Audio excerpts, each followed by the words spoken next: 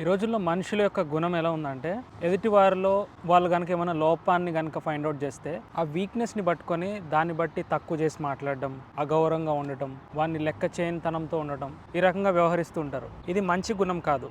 మనల్ని ఎలా అయితే వేరే వాళ్ళు చక్కగా మంచిగా మనతో ప్రవర్తించాలని కోరుకుంటామో అలానే మనము కూడా ఇతరులతో చక్కని ప్రవర్తనతో ఉండాలనేది వాక్యంలో రాయబడి ఉంది. మనం మర్చిపోకూడని ఒక విషయం ఏంటంటే మనం ఏది విత్తుకుంటామో అదే పంట కోసుకుంటాం అనేది మనం ఖచ్చితంగా గుర్తుపెట్టుకోవాలి. కాబట్టి వాక్యంలో స్పష్టంగా ఇలా ఉంది, యజమానులారా మనకు కూడా పరలోక రాజ్యంలో ఒక యజమానుడు, ఒక మాస్టర్ ఉన్నాడనేది మర్చిపోకూడదు. ఆయన ఎవరు?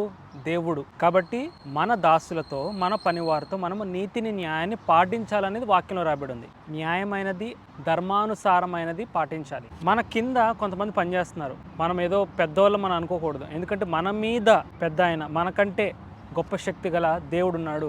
మనము వారిని మంచిగా చూస్తే దేవుడు కూడా మనల్ని మంచిగా చూస్తాడన్న అర్థంలో ఈ యొక్క వాక్య భావం మనకు అర్థమవుతుంది. కాబట్టి యజమానులు కనుక ఎవరైనా ఉంటే మీరు మీ యొక్క పనివారితో చక్కగా ఉండే ప్రయత్నం చేయడానికి ఉండండి.